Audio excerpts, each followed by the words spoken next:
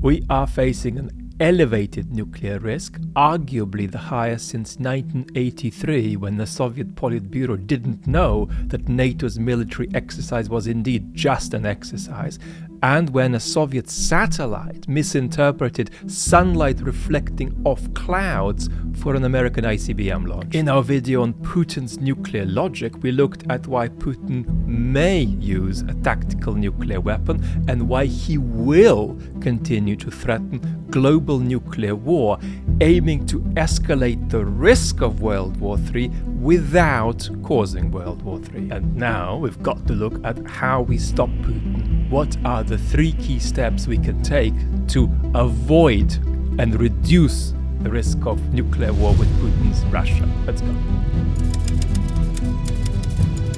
Before going further, we've got to establish where we are on a spectrum of historical nuclear risk, and I think there are 3 possibilities here for us. The first possibility, which is nauseatingly optimistic, is that we've simply outlived the nuclear age. Nagasaki and Hiroshima are tragedies that date back to 1945. We haven't had nuclear war since then. That's almost 80 years. Surely that means it's never going to happen. The second possibility is that we're simply back in a Cold War dynamic of mutually assured destruction, whereby we're either going to have World War III or we're not going to have any nuclear weapons used at all. So that's the black and white Cold War, all or nothing dynamic. There is a third possibility, which is much more likely to be where we're actually at. And that's that we haven't outlived nuclear war, but we may have to some extent outlived the all or nothing dynamic of nuclear war. That's to say, we may in the 2020s and the 2030s see countries, not necessarily Russia, use small-scale nuclear weapons in a delimited way without that escalating to World War III.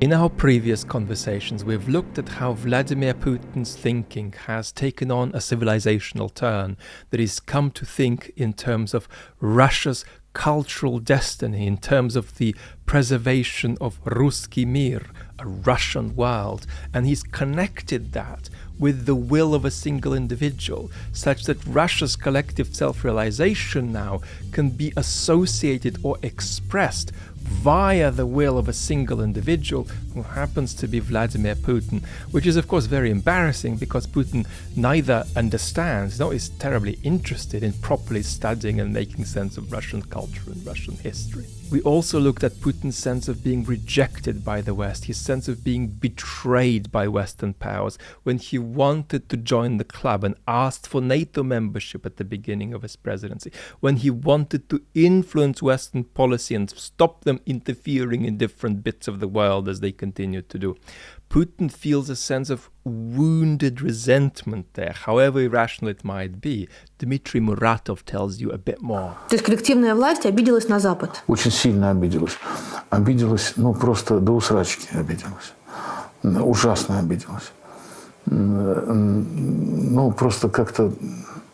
невероятно обиделась. And many people think that this propensity to feel wounded and resentful was already there in Putin long before he burst into politics. Here is the Ukrainian journalist Dmitri Gordeeva, who has pretty much spoken to everybody in the Soviet and Russian space since the 1980s. Вы, грузины, всегда сидели в ресторане «Астория», драли наших девок, а я голодный проходил мимо ресторана этого и смотрел на вас, как вы пируете с нашими девками ленинградскими. Вот это Путин.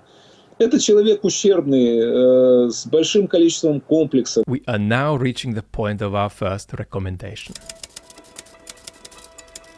We should take personal insults off the table. Now, who is we? Is it you and I? No, you and I can continue abusing Putin, but our political leaders shouldn't.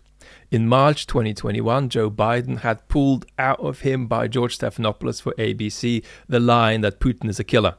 In March 2022, Biden said that Putin is a war criminal. On the basis of our conversations here, it's clear that these aren't just going to trigger Putin, but that they're going to be taken by Putin as racial slurs against Russians, because Putin delusionally allies his individuality with Ruski Mir, with the destiny of the Russian people. And so we've got something that we lose when we engage in these insults, but we don't gain anything by them. And there is a journalistic responsibility here. Journalists working for major journalistic institutions are sometimes inclined to pull out of their political leaders these moralized lines because it makes good articles, it makes good headlines, and this is what people want to see.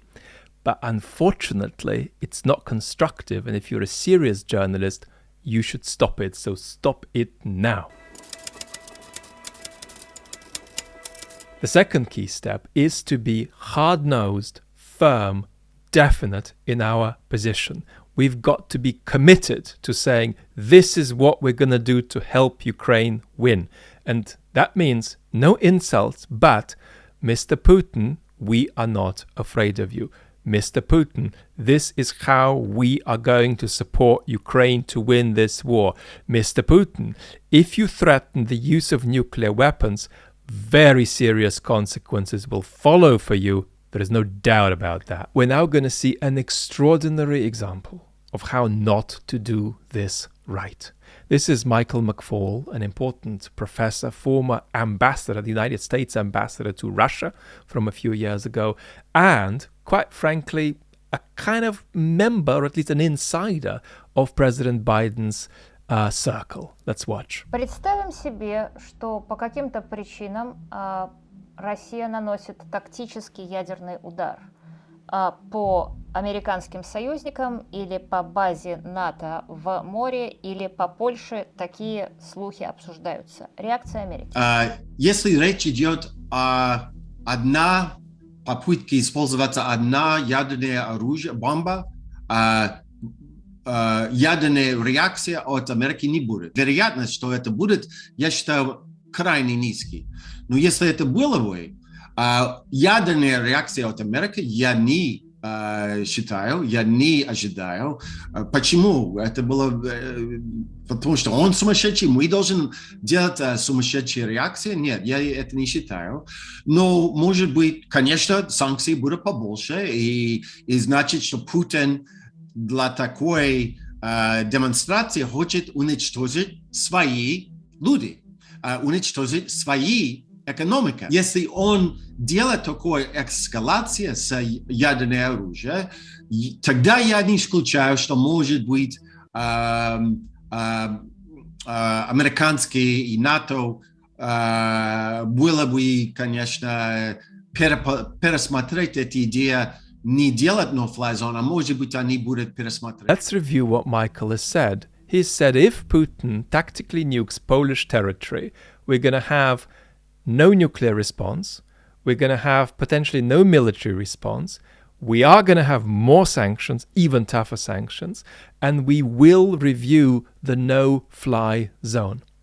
Now, what's extraordinary about this is that Michael is part of the Biden administration, at least in some indirect sense. If you regard Michael as simply speaking as a private citizen, then perhaps what he said is not problematic. But for somebody associated with the Biden administration to say this is very unfortunate indeed. So how you evaluate this simply depends on how you understand Michael's capacity and how far you think he can be flexible about saying which hat he's got on and which hat he's got off. But basically, if anybody remotely official says this kind of stuff, this is an extraordinary contravention of the need to be tough, firm, clear with the Kremlin. So anybody speaking remotely in official terms can't come anywhere near the sort of thing that Michael has just put on the table there. But now, could the actions that Michael recommended be, in fact, okay and correct and benign? Potentially, yes. And so here we come to the third key step, which is to put everything we do through a kind of nuclear filter where we check as far as we best can whether what we are doing escalates or de-escalates nuclear risk. And this key third step is a step that's denied by many people out there who apply a kind of rational choice calculation and say, well, in fact, nuclear weapons are never going to be used by Putin. We shouldn't worry about it at all. A great example of this is the former Russian Foreign Minister Andrei Kozyrev, who did a systematic game theoretical kind of thread, which was retweeted by the formidable Anne Applebaum, which basically said, if we think about it right, we will get deductively to a place where we realize that we can take nuclear weapons off the table. There's something Putin will simply not touch. This, I think, is a grave mistake and a kind of calculation that basically prioritizes deduction over a proper politically live, emotional intelligence-driven three-dimensional read of what's actually happening and how decisions get taken and how personalities involved in these decisions actually affect what these decisions are. So what does it mean to put this nuclear filter on all our decision-making? Well, here are some of the things it means. First of all, we've got to be clear whether there is sometimes a conflict between our interests and Ukraine's. To a great extent, our interests might simply overlap. But it's possible that, for instance, with a no-fly zone, that's an action that helps keep Ukraine safe from the Russian onslaught, but arguably at the risk of elevating the chances of a nuclear war. Now, that doesn't mean it's wrong to take that step, but it means that that step has to go through this calculation. A second key thing is to keep lines of communication open with Moscow. And that's to say, talk to all of the clowns around Putin as much as possible and keep connections going, not just with Putin himself. And unfortunately, all the evidence now suggests that these lines of communication are in a much worse shape than they were before the war. And we've got to keep making something, at least, out of these ruins, because that's key, especially if an escalation occurs and we need to start checking with the Russians about what's actually going on. The third thing that this clearly means is that we've got to be careful about being blown about in the wind of democratic sentiment. Our populations, our citizenries in the West can get furious seeing this carnage that the bandit in the Kremlin is creating in Ukraine. Moreover, our citizens can then feel the refugees coming to stay in their homes, to stay on their street. And they might say, whoa, for the sake of those folks coming, for our sake, listen, we've got to turn off the tap here. And what does that mean? It means telling my political representative that I want the war to be ended. And how do I want the war to be ended? Well, by the Russians being beaten up by NATO and by the United States.